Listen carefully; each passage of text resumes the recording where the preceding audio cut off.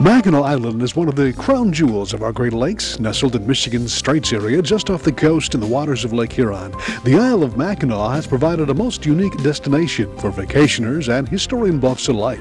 Rich in history both natural and man-made, it's impossible to come away from the island without a sense of wonder, mystery, and intrigue. From the downtown Victorian shop area to the back roads filled with natural beauty. Although the Mackinac area boasts a large tourist draw during the summer months, it's interesting to also note that the stark winters provide a stunning beauty cloaked in utter silence, appreciated more by the die-hard locals that make Mackinac Island their home the year round. We've traveled many times to the island for various stories that stretch the imagination of the human spirit, and always when we return, new things are there to discover. Such was the case in an August trip to the annual Mackinac Island Blacksmith Convention, where museum educator for the park, Katie Cedarholm, pricked our interest even further with new additions to the park to visit and old history to rediscover. Well, this is a very sacred and spiritual grounds for the Native American, predominantly the Chippewa, which are the Ojibwa, the Ottawa, and the Huron Indians. And Father Marquette came here in the 1700s as a Jesuit missionary to the island. And from that time on, it built up with the fur trading industry. The fort came here to protect the fur trading industry, a great place to visit, built during the American Revolution. And we have all these historic buildings downtown, which the Benjamin Blacksmith Shop is one of them. We have the Biddle House, which is right next door, and we have 4 other historic buildings from the fur trading era, 1830s. Pretty much kept in the spirit of things as far as restoration, too. Yes, very much so. If you look downtown, the buildings have changed, but the whole atmosphere and the outlook really haven't. It's much the same. You look at old pictures from 100 years ago, and you can see that same streetscape.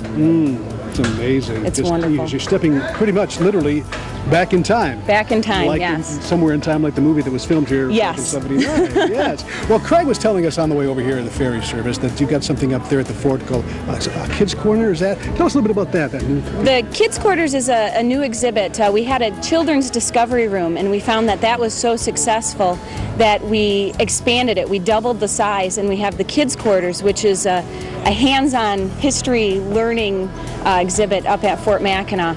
And we've got a great big giant fife that's about 6 foot long that people can play. You can dress up in historic costume. You can go march with a soldier with a rifle and do the manual of arms. It's an amazing exhibit. It's fun for everyone. You don't have to be just a kid. But it could stimulate the curiosity in the child to kind of go towards that history, learn more about our heritage we have in the state, and also probably could inspire adults to do the same thing. Oh yes, definitely. If you didn't like history as a kid, this could definitely inspire you as an adult. But it's a great springboard for getting interested in history. It does spark that fire. It really does. It really does. Okay, let's talk a little bit about off the beaten path. I mean, people know that we have this wonderful recreated village and shops and historical locations like the Biddle House and the blacksmith shop. But off the beaten path, there's history just waiting to be discovered. Many people don't understand about that. No, and 80% of the island actually is state park.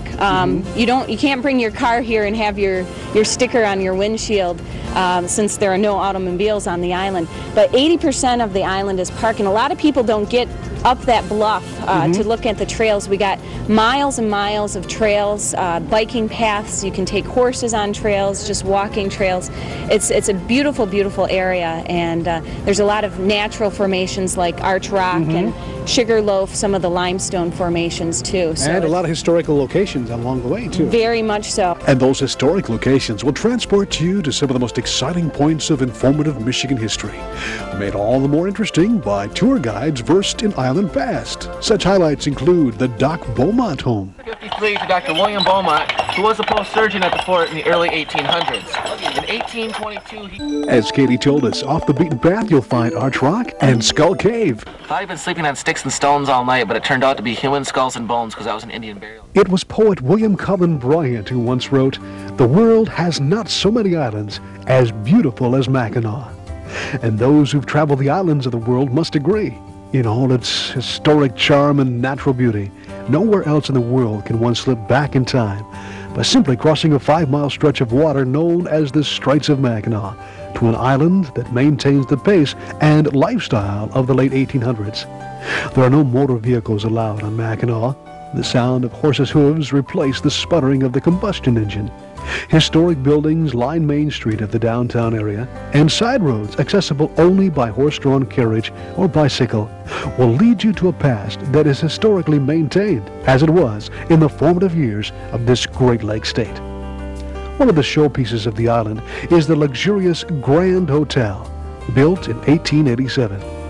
It's still one of the largest summer resorts in the world. Here, guests stroll the historic grounds onto the world's largest porch for a view of Michigan's historic Straits area that is unequaled. Michigan Magazine had the opportunity to visit this marvelous architectural wonder in a recent visit to the island. Here we spent the night at the Grand, tasted its exquisite cuisine, and experienced its turn-of-the-century charm firsthand.